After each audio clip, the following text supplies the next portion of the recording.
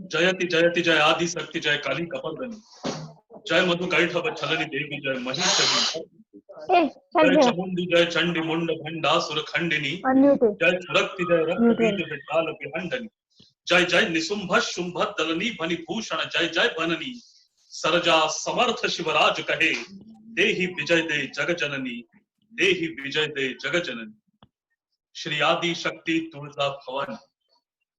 मित्रांनो, तत्कालीन मद्रास प्रांत म्हणजे आजचं चेन्नई म्हणून आपण ज्याला ओळखतो, तिथे स्वामी विवेकानंद त्यांच्या आश्रमामध्ये बसले होते आणि समोर त्यांची अनेक शिष्य मंडळी बसली होती आणि अनेक विषयांवर त्यांच्या आपापसात चर्चा सुरू होत्या. चर्चा हळूहळू इतिहासाच्या प्रांताकडे वळली आणि समोरचे शिष्य बसले होते त्याच्यातल्या दुर्दैवानी एका मराठी माणसानी एका राजाबद्दल असे शब्द वापरले जे त्यांनी वापरायला नको होते. यावर स्वामीजी गंभीर झाले आणि स्वामीजींनी बोलायला सुरुवात केली. आपण सर्व स्वामी विवेकानंदांना ओळखतो, एक प्रकांड पंडित, एक प्रचंड मोठा अभ्यासक, भारतीय तत्वज्ञान, हिंदू संस्कृती, वेदांत तत्वज्ञान याचं प्रचंड अध्ययन केलेली एक व्यक्ती. आणि नुसतं अध्ययन नाही, तर जेव्हा वेळ आली तेव्हा साता समुद्रापलीकडे 1893 शिकागोच्या विश्व धर्म संमेलनामध्ये भारतीय संस्कृतीची बाजू ज्यांनी मजबूतपणे संपूर्ण जगासमोर मांडली आणि संपूर्ण जगाला एक हादरा दिला, आपल्या वैश्विक संस्कृतीचा त्यांना परिचय करून दिला, असे प्रचंड मोठे अभ्यासक स्वामी विवेकानंद बोलतात तेव्हा एक व्यक्ती बोलत नसते मित्रांनो, तो प्रचंड मोठा अभ्यास बोलत असतो. आणि स्वाभाविकच त्यांचा या इतिहासावर असलेला जो दांडगा अभ्यास होता त्याच्यातून पुढचे वाक्य बाहेर पडणार होते. एक छोटे खानी भाषण स्वामी विवेकानंदांनी तिथे दिलंय. आता वेळेअभावी ते संपूर्ण भाषण मी आपल्यासमोर मांडू शकणार नाही, पण त्यातलं पहिलं वाक्य फार महत्वाचं आहे. ज्या राजपुरुषाबद्दल त्या मराठी माणसांनी चुकीचे शब्द वापरले होते, त्या राजाबद्दल बोलताना स्वामी विवेकानंदांनी पहिलं वाक्य उच्चारलं की तुम्ही आता जे बोलल्यात त्या राजपुरुषाबद्दल, हे बाहेरून आलेल्या इंग्रजांसारख्या लोकांनी जो आमचा इतिहास पुसून टाकण्याचा प्रयत्न केला आणि त्यातून शिकली सवरलेली तुमच्यासारखी माणसं अशा प्रकारचा विकृत इतिहास बोलतात. त्या राजपुरुषाबद्दलचं माझं जे आकलन आहे हे मी तुम्हाला सांगतो, असं म्हणून स्वामीजींनी त्या भाषणाची सुरुवात केली आहे. आणि पहिलं वाक्य मित्रांनो, पहिलं वाक्य स्वामीजी म्हणतात की भारतीय संस्कृतीमध्ये जे दोन आदर्श पुरुष सांगितले गेले, एक मर्यादा पुरुषोत्तम श्रीराम आणि दुसरे राजनीती धुरंधर भगवान श्री कृष्ण. त्या रामाचं चारित्र्य आणि कृष्णाचं राजकारण हे जर तुम्हाला कोणत्या एका व्यक्तीमध्ये कलियुगामध्ये पाहायचं असेल तर ते त्या राजपुरुषामध्ये आहे ज्याच्याबद्दल आता तुम्ही हे अपशब्द काढलेले आहेत. सांगण्याची आवश्यकता नाही. स्वामीजी बोलत होते त्या राजपुरुषाबद्दल ज्याला आपण ओळखतो छत्रपती शिवाजी महाराज म्हणून. हे स्वामीजींसारख्या माणसांनी बोलणं याचं महत्व आहे मित्रांनो. मी त्याला सर्टिफिकेट म्हणणार नाही, पण आधी जसं सांगितलं, एवढा मोठा अभ्यासक जेव्हा हे बोलत असतो तेव्हा जणू काळ त्याच्या तोंडातून बोलत असतो. स्वामीजी म्हणतात की शिवाजी महाराजांमध्ये रामाचं चारित्र्य आणि कृष्णाचं राजकारण याचं समायोजन झालेलं आहे, ही फार मोठी गोष्ट आहे. असं ते शिवचरित्र आहे. पण का बरं, का म्हणजे आपण मुळात जाताना जेव्हा विचार करतो तर का स्वामीजींना असं वाटलं असेल की शिवाजी राजांमध्ये ती ताकद आहे. आणि याचा जर आपण विचार करतो म्हटलं तर आपल्या लक्षात येईल एक अफाट चरित्र, अफाट, ज्याला सीमा नाहीयेत. हे तसंही या साधारण काही मिनिटांच्या व्याख्यानामध्ये मांडता येणार नाही अशा प्रकारचा हा सगळा विषय. तुमच्या माझ्या सुदैवानी के.एस. नंजुंडराव या माणसानी ते पुस्तक रूपामध्ये प्रसिद्ध केलंय, विवेकानंदांजींनी म्हटलं, आणि आज रामकृष्ण मिशनच्या माध्यमातून आपल्या सर्वांना ते पुस्तक उपलब्ध आहे. ज्यांना शक्य असेल त्यांनी आवर्जून ते सगळा इतिहास नक्कीच वाचावा. पण मी वळतो आजच्या मुख्य विषयाकडे की का आवश्यक आहे शिवचरित्र, का आवश्यक आहे, त्याचं माझ्या आयुष्यामध्ये काय रिलेव्हन्स आहे याचा आपल्यापैकी प्रत्येकाने विचार करावा. अशी ही वेळ तर आहेच, नक्कीच आहे. कारण आज कुणी आयुष्यात विचार केलेला नसेल की कोरोना सारखा एखादा व्हायरस येईल. व्हायरस आतापर्यंत अनेक आले, त्यांनी त्यांच्या ताकदीनुसार जगामध्ये थैमान माचवलं, पण आज जे चाललंय हे सर्वोपरी वेगळं. आजपर्यंतच्या या पृथ्वीच्या इतिहासामध्ये कदाचित असं कधीच घडलेलं नव्हतं की संपूर्ण जग लॉकडाऊनच्या परिस्थितीमध्ये. सारा हिंदुस्थान गेले कित्येक दिवस, काश्मीर ते कन्याकुमारी पूर्णपणे बंद आहे मित्रांनो. तुम्ही लोक रस्त्यावर फिरलेले असाल, मौत का सन्नाटा किसे कहते हैं, मौत मंडराती है यानी क्या होता है, हे आपण रस्त्यांवर गेले 30-40 दिवस सातत्याने पाहतोय. इतका प्रचंड दरारा आणि दहशत, इतकी भयानक परिस्थिती या सगळ्या याच्यामुळे आलेली, या व्हायरसमुळे आलेली. आणि त्याच्यामध्ये लढणारी जी महत्वाची माणसं आहेत ती मूठभर का असेना, पण मग पोलीस प्रशासन असेल, सफाई कर्मचारी असेल आणि आपल्यासारखी लोक, म्हणजे आम्ही आमच्यासारखी सामान्य माणसं जे म्हणतात की डॉक्टर हा पृथ्वीवरचा देवच आहे, आपण ती सर्व लोक आहात मित्रांनो.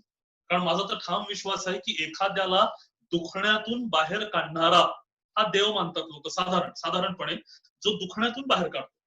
मग ते दुखणं शारीरिक असो किंवा मानसिक असो, यातून बाहेर काढणाऱ्या व्यक्तीला लोक देव समजतात. मग परिस्थिती भयानक आहे, आयुष्यामध्ये काहीच नीट होत नाहीये, लोक देवाचा धावा करतात, काही लोक त्या परिस्थितीतून बाहेर पडतात, त्यांच्यासाठी देव मोठा असतो. त्याचप्रमाणे कुठे दात दुखला, कुठे हात दुखला, कुठे फ्रॅक्चर झालं, कुठे काही ऑपरेशन करायचं असेल, तर आपल्यासारखी लोक त्या सामान्य माणसाला त्या प्रचंड दुखण्यातून जेव्हा आपल्या प्रयत्नांनी बाहेर काढतात मित्रांनो, तर आपण त्याच्यासाठी देवच आहात. देवासारखे नाही, देवच आहात. तर आपण आणि पॅरामेडिकल स्टाफ ही सगळी लोक ऐन मैदानात उतरून प्रचंड मोठी कामं करतायत. अर्थात सगळ्यांना ती संधी मिळालेली नसेल, पण साधारण शासकीय सेवेमध्ये जे रुजू आहेत ते आपापल्या परीने या सगळ्या परिस्थितीचा सामना करतायत. त्यामुळे आपल्यापैकी जी लोक डायरेक्ट त्या ऍक्शन मध्ये आहेत त्या सर्वांना मी मनापासून प्रणाम करतो आणि आपल्याला अभिवादन देतो. आपल्यापैकी काही लोक अशी असतील जे कदाचित असतील आणि त्यांना कदाचित त्या बॅटलफील्ड मध्ये उतरून हे करण्याची संधी मिळालेली नसेल.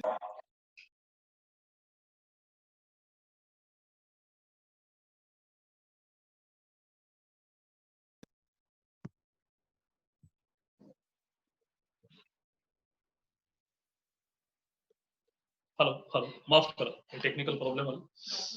नितीनजींनी मला त्याची कल्पना दिली होती आणि म्हणून आजच्या विषयाची सुरुवात करताना परिस्थिती किती भयानक असू शकते ही पहिली महत्वाची गोष्ट आपण सर्वांनी समजून घेतली पाहिजे. आपल्याला परिस्थिती भयानकच आहे, मी आता जसं म्हटलं सगळीचकडे हा प्रॉब्लेम झालेला आहे. पण विचार करा, 711 नंतरचा भारत, इसवी सन 711 नंतरचा भारत किती भयानक परिस्थितीतून जात असेल. मोहम्मद बिन कासिमचं पहिलं इस्लामी आक्रमण जे भारताच्या वायव्य सरहद्द प्रांतावर येऊन धडकलं आणि त्याच्यानंतर लगातार आक्रमणांचा जो सिलसिला सुरू झाला, हा भयानक होता. न भूतो अशा प्रकारचं हे आक्रमण होतं. कारण तेव्हापर्यंतच्या लढाया आपण रणमैदानावर लढत असू, त्या लढाईमध्ये जो जिंकला त्याचं राज्य प्रस्थापित होत असे, जो हरला त्याचं राज्य त्याच्या हातातून जात असे. लढाई कुठेही झाली तरी सामान्य जनतेला त्याच्यापासून काहीही त्रास होत नसे.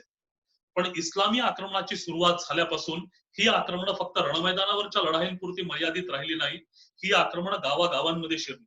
प्रचंड कत्लेआम, महिलांवर अमानुष अत्याचार, जे मी कदाचित बोलू शकणार नाही इतके भयानक अत्याचार, लहान लहान बालकांच्या सुद्धा कत्तली. आणि मी सामान्य माणसांबद्दल बोलतच नाहीये, राजघराण्यातल्या माणसं, महत्वाच्या माणसांवर हे हाल होत होते. तुम्ही विचार करा सामान्य माणसाची परिस्थिती काय असेल. शिवाजी महाराजांची काकू म्हणजे जिजाऊ साहेबांची जाऊ ही नदीवर आंघोळीला गेली असताना महाबत खानाने तिला नदीवरून तिचं अपहरण केलं. राजकुलातल्या स्त्रिया सुरक्षित नाहीयेत. अर्ज मामलिक अल्लाउद्दीन खिलजी, ज्याचं नाव आपण सर्वांनी ऐकलंय, कोणी पुस्तकात वाचून ऐकलंय, कोणी पद्मावत पिक्चर पाहिला म्हणून ऐकलंय. या अल्लाउद्दीन खिलजीने राजपुतान्यावर आक्रमण केलं. राजपुतांच्या सेनेचा दुर्दैवाने पराभव झाला आणि हे लोक जर आपल्यापर्यंत पोहोचले तर आपल्या शरीराला कुत्र सुद्धा विचारणार नाही, इतकी भयानक परिस्थिती होऊ शकते हे माहिती असल्यामुळे पद्मावतीने तिथल्या सगळ्या महिलांसोबत तिथे चिता रचली आणि जय हर म्हणजे हर हर महादेव जय हर म्हणून जे केलं, ज्याला आपण जोहार म्हणून ओळखतो, त्यांनी स्वतःचं बलिदान करून टाकलं. या राजकुलातल्या स्त्रिया होत्या. तिकडे उत्तर भारतामध्ये तुम्ही जाल तर शिखांचे 9वे गुरु तेग बहादूर यांचं मस्तकच उडवलं औरंगजेबाने. शिखांचे गुरु होते. गुरु जिथे सुरक्षित नाहीये, तुम्ही विचार करा सामान्य जनता काय असेल. शिखांचे 10वे गुरु झाले गोविंद सिंग, गुरु गोविंद सिंग. त्यांना 4 मुलं होती. दोघं रणमैदानावर कापून टाकण्यात आले आणि 2 लहान लहानशी पोरं, वय वर्ष 6 आणि वय वर्ष 9. नाव होतं फतेह सिंगजी आणि जोरावर सिंगजी. सुलतानांच्या हातात सापडली. काय शिक्षा द्यावी सुलतानांनी? सुलतान म्हणाले या दोन्ही बालकांना भिंतीमध्ये जिवंत दफनावून ठार मारा. या दोन्ही बालकांना 6 आणि 9 वर्षांच्या बालकांना भिंतीमध्ये चुणवून ठार मारण्यात आलं. आपला महाराष्ट्र स्वतंत्र होता, तोच अल्लाउद्दीन खिलजी आपल्या महाराष्ट्रावर तुटून पडला. आपली राजधानी त्यावेळेस होती देवगिरी. ती देवगिरी नेस्तनाबूत झाली. रामदेव रायाचा पराभव झाला. त्याचा मुलगा शंकरदेव राय यादव मारला गेला. यांचा जावई हरपाल देव यादव जिवंत सापडला. काय शिक्षा द्यावी त्याला? तुम्ही स्वप्नातही विचार करू शकणार नाही. हरपाल देवला शिक्षा झाली, याचं चामडं सोलून काढा. त्याचं पूर्ण चामडं सोलून काढण्यात आलं आणि देवगिरीच्या दरवाजावर लटकवून त्याची हत्या करण्यात आली आहे. सगळ्या भारतात असा आतंक उडालेला होता. आज वेळ नाही मित्रांनो, म्हणून मी वेळेअभावी तुम्हाला फक्त राजघराण्यातल्या लोकांची परिस्थिती सांगतोय. विचार करा, ज्याच्याकडे शक्ती नाही अशा सामान्य माणसावर किती प्रचंड प्रहार पडले असतील या सगळ्या घटनाक्रमामध्ये. आर्थिक दारिद्र्य, तुम्हाला टॅक्सेस भरायचे असतील तर सुलतानांची लोक तुमच्या घरी यायची. दुष्काळ पडला असेल तरी तुम्हाला कर भरावाच लागेल आणि कर भरण्यासाठी जर घरी पैसा नसेल तर तुमची बैलजोडी नेली जायची. विचार करा, एखाद्या सॉफ्टवेअर प्रोफेशनलचा लॅपटॉप जर कोणी परमनंट घेऊन गेलं किंवा तुमच्या मेडिकल प्रोफेशन्स मध्ये तुमच्या मेडिकल किट्स कोणी घेऊन गेल्या तर तुम्ही काय काम करणार? शेतकऱ्याचा बैलच काढून घेतला की शेतकरी संपला. ते सगळं लुटून नेलं जायचं आणि तरी जर कराची किंमत पूर्ण झाली नाही तर त्याची पत्नी, त्याची मुलगी, त्याची सून किंवा त्याच्या बहिणीला उचलून नेलं जायचं, जी पुन्हा आयुष्यात कधीच दिसत नसेल. आणि तिच्यावर जे अत्याचार होत असत ते मी बोलू सुद्धा शकणार नाही, इतके भयानक अत्याचार. असं रणकंदन भारतामध्ये माजलेलं किती वर्ष? 711 711 ला सुरुवात झाली मित्रांनो, आता 17th सेंचुरी सुरू होते. जवळजवळ 800-850 इयर्स उलटून गेल्या. अशाच प्रकारचा हैदोस संपूर्ण भारतामध्ये मांडलेला आहे. ज्यांची ज्यांची शक्ती होती त्यांनी प्रतिकार केला, जिथे शक्ती नव्हती तिथे अत्याचार सहन केल्या गेले. या सगळ्या परिस्थितीवर मात करायची तर मी उभं राहील हा निश्चय करणारे पहिलं व्यक्तिमत्व 300 वर्षांनंतर महाराष्ट्रात सापडत आहे. त्यांचं नाव आहे शिवाजी. देवगिरीचं साम्राज्य पडल्यानंतर 300 वर्ष जावी लागली पुन्हा कोणीतरी अशी ताकदीने तलवार उचलायला, ते म्हणजे शिवाजी महाराज आहेत. आता विचार करा किती भयानक परिस्थिती शिवाजी राजांच्या समोर असेल. आजची परिस्थिती त्या मानाने खूप सोपी आहे मित्रांनो. तिथे लढायला लोक नाही, शस्त्र नाही, पैसा नाही, लोकांची मानसिकता नाही, विजयाचा आत्मविश्वास गमावलेले, तलवार उचलण्याची हिंमत सोडून दिलेले, खचलेली प्रजा. तुम्ही विचार करा, इथून काम उभं करायचं आहे, अशा ऍब्सोल्यूट ग्राउंड झिरोवर हे व्यक्तिमत्व उभं राहतं. ह्या पहिला गुण आहे शिवाजी राजांचा, जो आम्ही सगळे शिकू शकतो. पहिला गुण की fighting in the adverse conditions. तो फायटिंग ऍटिट्यूड की आम्ही लढायला उभं राहू, हे माझं कर्तव्य आहे. हा पहिला गुण. दुसरा गुण मित्रांनो जो आपण इथे शिकू शकतो त्यांचा, आणि तो आजच्या कॉर्पोरेट्स मध्ये फार महत्वाचा मानला गेलेला गुण म्हणजे ओनरशिप टुवर्ड्स द ऑर्गनायझेशन. की हे माझं काम आहे, मी केलं पाहिजे. आज आपण पाहतो 5-5 हजारासाठी लोक नोकऱ्या स्विच करतात, म्हणजे स्विच 5,000साठी. मी स्वतः अनेक वर्ष बँगलोरला राहिलेलो आहे. विप्रो सारखी भारतातल्या टॉप 3 IT कंपनी पैकी एक असलेल्या विप्रो टेक्नॉलॉजीज मध्ये मी जॉब केलेला आहे. आज तक जवळजवळ 1000 इंटरव्ह्यूज मी घेतलेले आहेत.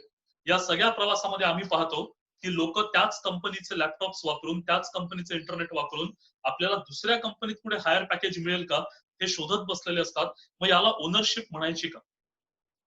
ज्या कंपनीतून, ज्या हॉस्पिटल मधून माझ्या घरी पैसा येतो, माझा पगार येतो, ज्याच्या भरोशावर माझं सगळं चालतं, माझ्या घरचं ज्याला मीठ म्हणतो आपण, नमक नमक, ते मीठ ज्या पगारातून येतं त्या पगाराशी नमक हरामी करायची का, हा ज्याचा त्याचा प्रश्न आहे.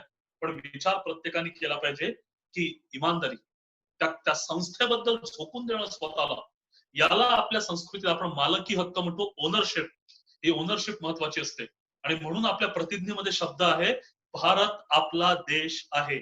नाही, भारत माझा देश आहे. That's ownership towards your nation. आणि म्हणून ती ओनरशिप आपल्या मनामध्ये घेऊन हे काम माझं आहे, हे ईश्वर प्रदत्त काम आहे, मला त्याच्यासाठी माझं निर्माण झालेलं आहे, याचं भान ठेवून प्रत्येकाचं वर्तन.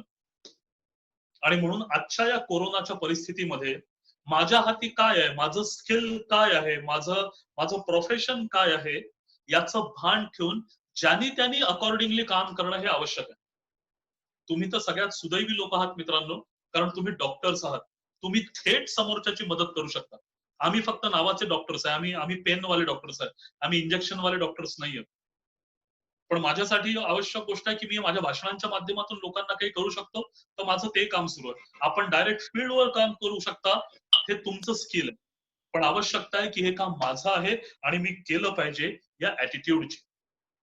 आणि म्हणून हा दुसरा गुण शिवाजी महाराजांकडून शिकता येतो की समर्पण देशाप्रती, स्वतःच्या जबाबदारीची जाण. आणि ती ओनरशिप हे मी केलं पाहिजे. कारण शिवाजी महाराजांसमोर बरेच ऑप्शन होते मित्रांनो. मोगलांच्या नोकऱ्या होत्या, आदिलशाहीची सरदारकी त्यांच्यासाठी ओपन होती, कारण त्यांचे वडील स्वतः आदिलशाहीमध्ये होते.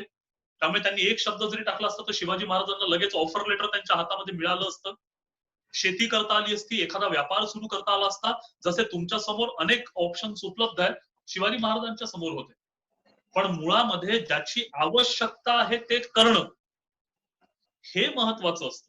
मी डॉक्टर असून समजा कोविड पेशंटच्या कामात येत नसेल आणि माझा सगळा कल आपला प्रायव्हेट क्लिनिक केव्हा सुरू करतो आणि मी माझे पैसे कधी छापतो याच्याकडे जर आपला कल असेल तर मग आपण कदाचित शिवाजी महाराजांच्या काळातली लोक जी मुघलाईकडे किंवा आदिलशाहीकडे जाण्याचं प्रमाण होतं, मग आपण कदाचित त्या प्रकारातले मोडतो.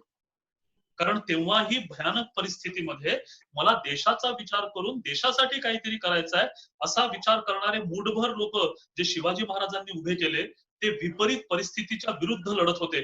ते जिकडे प्रवाह चाललाय तिकडे पोहत जाणारी लोक नव्हती, की प्रवाहाच्या विरुद्ध धावली. तुमच्या क्षेत्रामध्ये सुद्धा अनेक लोक अशी आहेत जे आउट ऑफ सरकारी कंपल्शन कदाचित ते गेले असतील, कारण ते त्या दवाखान्यांमध्ये काम करत असतील आणि म्हणून शासकीय ड्युटी म्हणून त्यांना जावं लागलं असेल. पण आपल्यापैकी अनेक जण जे शासकीय कर्मचारी नाहीये तरी सुद्धा कोरोनाच्या या परिस्थितीमध्ये स्वतःला झोकून देऊन काम करतायत. ते मूठभर जरी असले तरी ते शिवाजी राजांच्या त्या मावळ्यांपैकी आहे जे विपरीत परिस्थितीच्या विरुद्ध प्रवाहात पोहत जाण्याचं सामर्थ्य ठेवतात. जो मझधार के खिलाफ तैरना जानते हैं ही ती लोक आहेत. ही त्या मावळ्यांची आजची पिढी आहे, लक्षात ठेवा. त्यांचे आडनाव काही असो, हे केलं शिवाजी राजांनी. आणि म्हणून आज लोक त्यांचं नाव घेतात. लोक आदिलशाह आणि औरंगजेबाचं नाव घेत नाही मित्रांनो. लोक आदिलशाह आणि औरंगजेबाकडून लढलेल्या लोकांचं नाव घेत नाही मित्रांनो. आज पांढरे सरदार कोणाच्याही लक्षात नसतील, पांढऱ्यांचं नाव संपलं. आज खराटे सरदारांचं नाव संपलं, ही नावं सुद्धा लोकांच्या लक्षात नाही, कारण ही शत्रूकडून लढलेली नाव आहेत. आज आम्हाला आठवतात ते बाजी प्रभू, आम्हाला आठवतात ते तानाजी, आम्हाला आठवतात ते रामाजी पांगेरा, आम्हाला आठवतात तो सूर्याजी, आम्हाला आठवतो तो तानाजी. का? कारण ही लढली सत्यासाठी, ही लढली प्रवाहाच्या विरुद्ध. इतिहास त्यांना लक्षात ठेवतो मित्रांनो, हे लक्षात. अशा पद्धतीने शिवाजी राजांनी आपल्या लोकांना उभं केलं आणि त्या विपरीत परिस्थितीवर प्रचंड सामर्थ्याने टक्कर दिली. कशी टक्कर दिली? 3 बेसिक क्वालिफिकेशन सांगितलंय. कुठल्याही प्रोफेशनलला त्याच्या फील्डमध्ये जर सर्वोत्तम काम करायचंय तर 3 बेसिक गोष्टी सांगण्यात आल्यात मित्रांनो. कुठलंही प्रोफेशन घ्या तुम्ही, त्याला आम्ही कॉर्पोरेट्सच्या मॅनेजमेंटच्या भाषेमध्ये म्हणतो KSA. KSA. K stands for knowledge. जबरदस्त नॉलेज आपल्या फील्ड मधलं. तुम्ही वैद्यकीय फील्ड मधले आहात तर त्या फील्ड मधलं संपूर्ण ज्ञान. मी बोलतोय ज्ञानाबद्दल. I am not talking about information तर असल्याच पाहिजे. मी बोलतोय ते ज्ञानाबद्दल. आणि हे ज्ञान मिळवायचं असेल तर स्वतःला झोकून द्यावं लागतं त्या अभ्यासामध्ये, त्या फील्डशी रिलेटेड अभ्यासामध्ये. असा प्रचंड अभ्यास जो तुम्ही तुमच्या एज्युकेशनच्या याच्यात तर केलाच असेल, पण आता सुद्धा त्या क्षेत्रातलं नवीन नवीन सातत्याने शिकत राहणं, हा अभ्यास. आपला हात कुठे कमजोर दिसतोय का आपल्या फील्डमध्ये हे लक्षात घेऊन, ज्याला तुम्ही आज वीकनेस म्हणता, ते वीकनेसच लक्षात घेऊन त्याची प्रचंड प्रॅक्टिस जो करतो तो नॉलेज गेन करतो. ही पहिली गोष्ट. S stands for skill. Skill आणि ते अनपॅरलल असलं पाहिजे. आणि स्किल ऑब्व्हियसली प्रॅक्टिस मधून येत असतं. सायकल जशी तुम्ही पहिल्यांदा घेतली हातामध्ये लहानपणी, कोणाला चालवता आली नसेल, पडलो, रडलो, खरचटलं, लागलं, रक्त आलं, लोक हसले असतील. तुमच्यापैकी किती लोकांनी सायकल चालवणं सोडून दिलं मला सांगा? एकही नाही. एकही नाही. लहानपणी तुम्हाला उठून बसता येत नव्हतं, तुम्हाला उभं राहता येत नव्हतं, तुम्हाला चालता येत नव्हतं, तुम्हाला धावता येत नव्हतं, बोलता येत नव्हतं, लिहिता येत नव्हतं. हे सगळे तुमचे पहिल्या 3 वर्षांमधले वीकनेसेस आहेत. पण तुमच्याकडे होता एक जबरदस्त फायटिंग ऍटिट्यूड, की लोक हसले तरी चालेल, मी उठून उभा राहील. मला लागलं, मी रडलो तरी चालेल, मी उठून उभा राहील. आणि दुसरा तुमच्याकडे होता लर्निंग ऍटिट्यूड, मला शिकून घ्यायचंय, मला उभं राहून दाखवायचंय, मला चालायचंय. पण तेव्हा तुम्ही इतके लहान होते की तुम्हाला आज आठवत नसेल ते सगळं. पण सायकल आपल्या सर्वांना आठवते. सायकल चालवता येत नव्हती, आपण रडलो, पडलो, लोक हसले, तरी आपण सायकल शिकलो मित्रांनो. का शिकलो? कारण तो रगेल ऍटिट्यूड आपल्यामध्ये होता. नाही, मला शिकून दाखवायची, हसू देत लोकांना. आपण पर्वा नाही केली त्याची. आपल्याला लागलं, खरचटलं, आपण पर्वा नाही केली त्याची.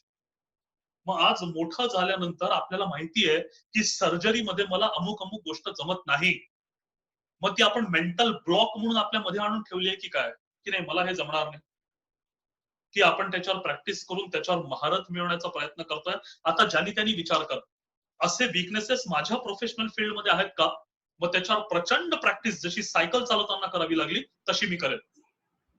आणि मला वाटतं आपण डॉक्टर विठ्ठलराव लहानेंचं स्पीच तर आपल्यापैकी प्रत्येकाने ऐकलं असेल. विठ्ठल लहानेंचं उदाहरण तर सगळ्यात मोठं आहे, की मला नाही अभ्यास जमत आहे ना, मला नाही वाचता येतात ना, मेडिकलची पुस्तकाच्या पुस्तकच त्या माणसाने इतक्यादा वाचली की पुस्तकच पाठवून गेली. ते विठ्ठलराव लहानेंचं चरित्र जरी आपण एकदा ऐकलं किंवा वाचलं तर आपल्या लक्षात येईल की हे तर फार सोपं आहे, आपण सुद्धा करू शकतो. असं विकनेसेसवर मात करत पुढे जाणं, हे तर शिवाजी राजांनी वारंवार केलं.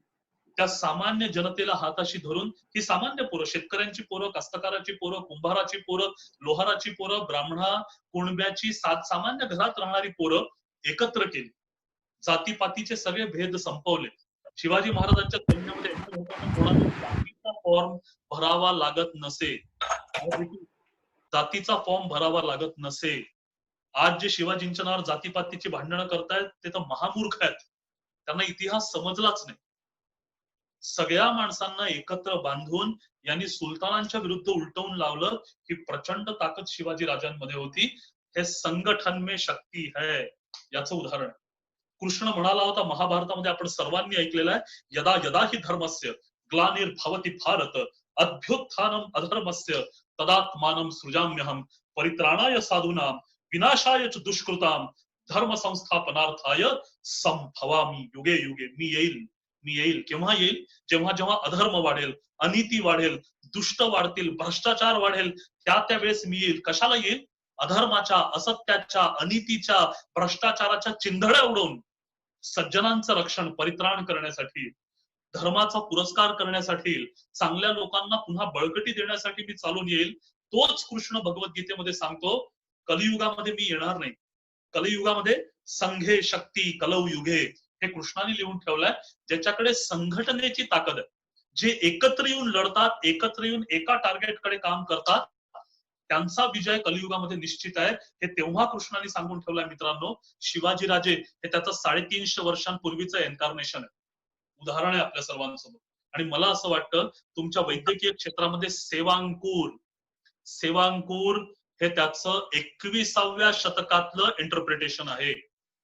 संघे शक्ती कलौ युगेचं 21व्या शतकातलं वैद्यकीय क्षेत्रातलं उदाहरण म्हणून आपलं सेवांकूर आहे. लक्षात घ्या की आपण सगळे एकत्र आलो तर एका चांगल्या दिशेकडे आपल्या समाजाला घेऊन जाऊ शकतो. हा विचार, कृष्णाचाच विचार पुन्हा एकदा सांगणारा आपलं सेवांकूर आहे.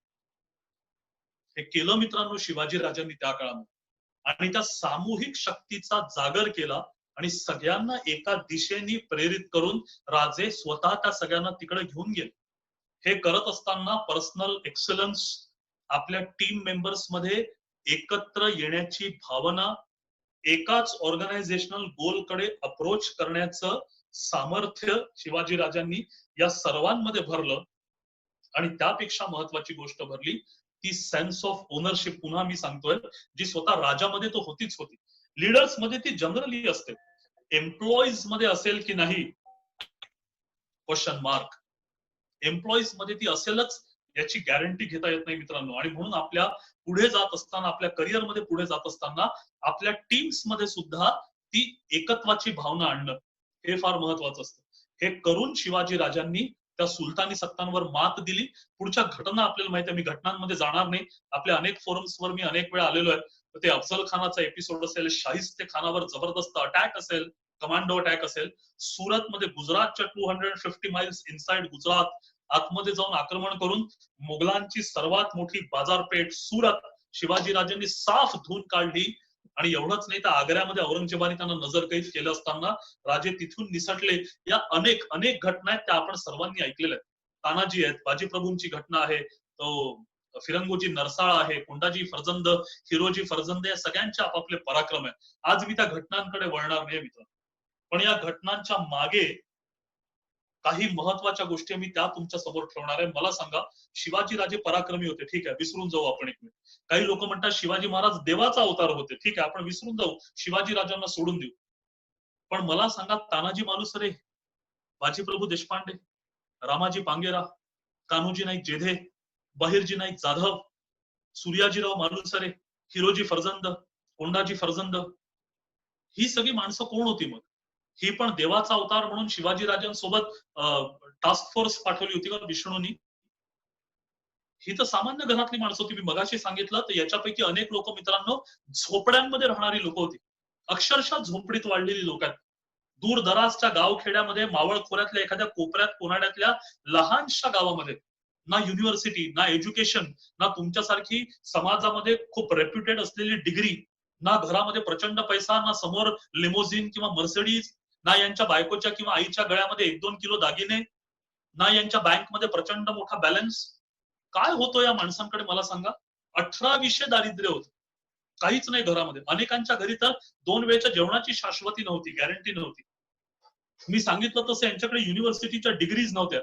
यांच्याकडे खूप मोठा बंगला किंवा ज्याच्यामुळे समाजामध्ये मान मिळेल असं काहीच नव्हतं. ही सामान्य घरात वाढलेली मुलं, यांच्याकडे काय होतं? यांच्याकडे होतं मित्रांनो यांच्या क्षेत्रातलं जबरदस्त टेक्निकल एक्सपर्टीज. प्रचंड टेक्निकल एक्सपर्टीज. कशातलं? तलवार, भाला, दांडपट्टा, घोडा, विटा, हे शस्त्र फिरवण्याचं त्यांची जी फील्ड आहे. प्रत्येकाची एकच फील्ड असू शकत नाही. कोणी इंजिनियर आहे, कोणी डॉक्टर आहे, कोणी आर्किटेक्ट आहे. तुम्ही एका वेगळ्या क्षेत्रामध्ये काम करता, मी एका वेगळ्या क्षेत्रात काम करतो. पण आपल्या क्षेत्रात काम करत असताना त्याच्यामध्ये सर्वोत्तम बनण्याचा प्रयत्न आणि तो सातत्याने असला पाहिजे, तळमळ असली पाहिजे त्याच्यामध्ये सर्वोत्तम बनण्याची. आणि म्हणून मी मगाशी बोललो ते नॉलेज एक्सलन्स आणि स्किल एक्सलन्स या दोन्ही गोष्टी या लोकांकडे सरप्राइझिंगली जबरदस्त होत्या. आणि याशिवाय तिसरी गोष्ट होती जी मी मगाशी सांगितली, KSA. तो ए आहे एक जबरदस्त ऍटिट्यूड, इनविन्सिबल ऍटिट्यूड, त्याला कोणी जिंकू शकत नाही असा ऍटिट्यूड. कुठून आला हा ऍटिट्यूड? हा मुळात सह्याद्रीतून आला. सह्याद्रीत राहणारा माणूस त्या प्रचंड पहाडांमध्ये राहून असा लढवय्या बनत असतो. तो ऍटिट्यूड आला शिवाजी राजांच्या संगतीतून. तो आला शिवाजी राजांच्या लिडरशिप स्किल्समुळे. तो आला शिवाजी राजांकडून डायरेक्ट या गोष्टी शिकून शिकून. म्हणजे पुन्हा पिक्चर मध्ये येतो तो लर्निंग ऍटिट्यूड की मला शिकायचं सुद्धा आहे. आणि तिथेच उतरली ती ओनरशिप. एम्प्लॉई मध्ये सुद्धा शिवाजी राजांनी ती ओनरशिप आणली की हे राज्य व्हावे ही तो श्रींची इच्छा आहे. हे देवाच्या मनात आहे की हे राज्य झालं पाहिजे म्हणून काम करा. आणि हे तो जर आपण कालखंड लक्षात घेतला तर ते मध्ययुग आहे मित्रांनो. मध्ययुगामध्ये धर्माला फार मोठं महत्व होतं. आज तेवढं आहे की नाही ज्याचा त्याचा प्रश्न आहे. पण त्या काळामध्ये या गोष्टींना प्रचंड महत्व होतं की धर्मासाठी, देशाच्या रक्षणासाठी आम्ही उभं राहतो. आज आपण आपल्या देशाच्या रक्षणासाठी उभं राहणं हे त्या धर्माचंच लक्षण आहे. धर्म म्हणजे कोण गंध लावतो, कोण टोपी घालतं, कोण नमाज पडतं, कोण आरती करतं, कोण मेणबत्त्या लावतं. मी तो धर्म म्हणत नाहीये. आपल्या इथे सांगितलाय तो मानवता धर्म की प्रत्येकाचं संरक्षण, पृथ्वीचं संरक्षण, प्राण्यांचं संरक्षण, झाडांचं संरक्षण, याला आपल्या इथे धर्म म्हटलंय. तुम्ही आता रामायण महाभारत पाहिलं असेल. लहानपणी तो खूप काही समजत नव्हतं, आपल्याला गोष्टी म्हणून पाहिलं. आता जर पाहिलं असेल प्रत्येक गोष्टीत धर्म आहे. राम वनवासात चालले का चालले? वडिलांचा शब्द पाळणं माझा धर्म आहे.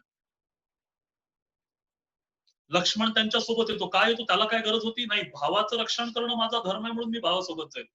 सीतेचं काय काम होतं? ती आरामात राहू शकली नाही. पत्नी धर्म माझा आहे. पतीची मी अर्धांगिनी आहे, पती तिथे राहील तिथे मी असलीच पाहिजे. सीतेचा धर्म आहे. हनुमंत म्हणतो मी झोकून देईल स्वतःला का? तर मी भक्त आहे, भक्ताचा धर्म आहे. रावणाचा मृत्यू झाल्यानंतर रावणाच्या शरीराचा अपमान नाही, त्याचे अंतिम संस्कार नीट करा का? तो शत्रूसोबत वागण्याचाही धर्म आहे. आम्ही बैलाची पूजा करतो. पूजा म्हणजे रिस्पेक्ट आहे. रिस्पेक्ट आहे त्या गोष्टीबद्दलच. ही इतकी प्रचंड मोठी संस्कृती आहे मित्रांनो. हे 4-5 मिनिटात मांडायचा विषय नाहीये. पण हा माझा धर्म आहे माझ्या देशाबद्दल. तो धर्म आज आपल्या सर्वांना बोलवतोय मित्रांनो की ज्या देशाने इतकं सगळं दिलं, या देशाने जागा दिली, या देशाने पाणी दिलं, या देशाने हवा दिली, ऑक्सिजन दिला, या देशाने समाज दिला, या देशाने प्रतिष्ठा दिली समाजामध्ये आणि इतकी जबरदस्त मोठी डिग्री आम्हाला देण्याची संधी प्राप्त करून दिली. देश हमें देता है सब कुछ, हम भी तो कुछ देना सीखे. आता वेळ आली त्या देशाला परत करायची. धर्मो रक्षति रक्षितः. जो धर्माचं रक्षण करतो धर्मच त्याचं रक्षण करत असतो. देशो रक्षति रक्षितः म्हणता येईल. देशाचं रक्षण जो करतो देश त्याचं सुद्धा रक्षण करत असतो. आणि म्हणून आता आपल्या सगळ्यांची सामूहिक जबाबदारी आहे मित्रांनो. या देशाने इतकं दिलंय आपल्या सगळ्यांना, आता देशाला देण्याची वेळ आली. एक प्रचंड मोठी भिंत होती, आडवी तिडवी पसरलेली होती. खूप उंच होती, खूप जाड होती, ही भिंत कधीही पडणार नाही, कोसळू शकत नाही, इतकी मजबूत होती. सामान्य जनतेला विश्वास होता अशक्य ही भिंत पडणं, अशक्य. एक माणूस निघाला हातामध्ये टाचणी घेऊन निघाला आणि तो ती भिंत उकरायला लागला. मागून दुसरा आला, तो विचारतोय तुम्ही कोण आहात आणि काय करताय? तो म्हणे मला ओळखलंच नाही, माझं नाव आहे मंगल पांडे. आपल्या सर्वांना माहिती आहे, ज्यांनी स्वातंत्र्य युद्धातली पहिली गोळी डागली तो मंगल पांडे म्हणतोय. म्हणे मला ओळखलं नाही, मी मंगल पांडे. तर म्हणे तुम्ही इथं काय करतात? तर म्हणे मी भिंत पाडतोय. तर म्हणे टाचणीने पाडाल? तर म्हणे माझ्याकडे टाचणीच आहे, मी माझ्या टाचणीने प्रयत्न करून पाहतो. तो मागून आलेली व्यक्ती म्हणाली माझ्याकडे खंजर आहे, माझा खंजर घ्या, यांनी लवकर पडेल. तर हे विचारतात तुम्ही कोण आहात मला खंजर देणारे? तर मागची व्यक्ती म्हणाली मी छत्रपती संभाजी. तर ते म्हणले संभाजीराजे तुम्ही तुमचं सुरू ठेवा, मी माझं सुरू ठेवतो. दोघांनी अटॅक सुरू केला. एवढा घोड्यावर एक बाई आली, कमरेला 5 वर्षाचा पोरगा बांधला होता, हातामध्ये तलवार होती. ती म्हणाली माझी तलवार घ्या. तर हे लोक म्हणे मॅडम तुम्ही तुमचं आक्रमण करा, आम्ही आमचं आक्रमण करतो. त्या मॅडमनी हातातली तलवार त्या भिंतीवर चालवायला सुरुवात केली. आपण सर्व त्यांना ओळखतो, त्यांचं नाव होतं राणी लक्ष्मीबाई, झान्सी की राणी. एक तर 16 किलोचा भाला हातामध्ये घेऊन चेतक नावाच्या घोड्यावर बसलेला एक पहलवान आला. त्यांनी तो 16 किलोचा भाला धन धन त्या भिंतीवर मारायला सुरुवात केली. एक पांढरं धोतर, काळा कोट, काळी टोपी, गोल चष्मा एक माणूस आला, त्या तो हातामध्ये बंदूक घेऊन आला तर विलायतेतून. पण तुझं नाव काय? मी विनायक दामोदर सावरकर. तो म्हणे मारा गोळ्या. धाय धाय धाय सावरकरांनी गोळ्या मारायला सुरुवात केली त्या भिंतीवर. एक पिवळं पागोटा घातलेला, पगडी घातलेला एक नौजवान आला, हातामध्ये 2 भाजीच्या पिशव्यांसारख्या पिशव्या घेऊन आलेला होता. म्हणे तू कोण आहेस? तर म्हणे मी सरदार भगत सिंग. हातात काय आणलंस? म्हणे मी बॉम्ब आणलेत, बॉम्ब ताजे ताजे गरम गरम. म्हणे लाव आता. त्यांनी बॉम्ब पेरायला सुरुवात केली, धन धन धन बॉम्ब फुटायला लागले. मित्रांनो, बाबासाहेब आंबेडकर आले, त्यांनी त्यांची माणसं सोडली, त्यांची खालसा सोडले, हे सगळे लोक तुटून पडले त्या भिंतीवर. सशस्त्र क्रांतीचा प्रचंड मोठा स्फोट त्या भिंतीवर झाला. ती भिंत दणदणायला लागली. 15 ऑगस्ट 1947 मोहनदास करमचंद गांधी नावाचा एक माणूस हातामध्ये काठी घेऊन आला. आपली काठी खाली ठेवली आणि त्यांनी असत्य, अहिंसा आणि सन्मार्गाचा सत्य, अहिंसा आणि सत्याग्रहाचा धक्का त्या भिंतीला मारायला सुरुवात केली. त्याच्यासोबत त्यांची लोक होती, त्यांनी धक्के मारायला सुरुवात केली. 15 ऑगस्ट 1947 ला ती भिंत पडली. दोन्ही रस्त्यांनी पडली. सशस्त्र क्रांती आणि असहकार सत्याग्रह हे दोन्ही आपल्या आपल्या ताकदीने आक्रमण करते झाले आणि ती प्रचंड मोठी भिंत पडली. पार नेस्तनाबूत झाली. मागे आमची स्वातंत्र्य देवता होती. इतकी वर्ष इसवी सन 711 पासून लगातार सुरू झालेली आक्रमण 1192 मोहम्मद शहाबुद्दीन घौरीचं दिल्लीवर आक्रमण, पृथ्वीराज चौहानांचा पराभव आणि दिल्ली आमच्या हातामध्ये गेली होती 1192 ला, 1192. ती दिल्ली परत मिळाली 15 ऑगस्ट 1947 ला. किती वर्षांनंतर? 755 इयर्स लागले आपली दिल्ली परत मिळवायला. 755 वर्षांनी ती प्रचंड मोठी भिंत पडली, देश स्वतंत्र झाला. आज आम्हाला फुकटात स्वातंत्र्य मिळालेलं आहे. त्यामुळे 15 ऑगस्ट आणि 26 जानेवारी हे आमच्यासाठी दुर्दैवानी सुट्टीचे दिवस झालेले. तुम्ही सगळे कॉलेजमध्ये होता, मी पण एका काळात कॉलेजमध्ये होतो. आपण सगळे पाहतो की 15 ऑगस्ट म्हटलं की आपल्या एंटायसर, पल्सर, बुलेट काढायच्या आणि त्या घर घर वाजवायच्या. त्याच्यावर जो बसला असतो तो अगरबत्ती, म्हणजे बाईक त्याला चालवते की तो बाईकला चालवतो हेही कळणार नाही. पण अशा त्या सुपर बाईक्स हातामध्ये घ्यायच्या, त्याच्या मागे 1, 2, कधी कधी 3 असे एका गाडीवर 4-4 बसवायचे आणि गळा फाटेस्तोवर घाणेरड्या आवाजामध्ये भारत माता की जय म्हणून ओरडायचं. कधी कधी तोंडातला गुटखा किंवा खर्रा थुकायचा, मग भारत माता की जय म्हणायचं. हातामध्ये मोठे मोठे तिरंगे झेंडे घ्यायचे. समोर रेड सिग्नल असेल तर तो तोडून समोर चाललं जायचं. का? तर आज आमचा स्वातंत्र्य दिवस आहे. बाजूनी आमच्या नागपुरामध्ये फुटाळा तलाव किंवा मुंबईमध्ये मरीन ड्राईव्ह वरून जर 2-3 सुंदर मुली चालल्या असतील तर त्यांच्याकडे पाहून इतके घाणेरडे टॉन्ट मारायचे की याच्या बहिणीने जर ऐकलं तर ती सुद्धा आत्महत्या करेल. एवढे घाणेरडे टॉन्ट दुसऱ्या मुलींना मारायचे. का? आज आम्ही स्वतंत्र आहोत. असं स्वातंत्र्याचे चटके ज्यांना बसलेले नाही ते दुर्दैवानी हा असा नंगा नाच करत रस्त्यावर फिरतात. मग माझी टाचणी आहे का?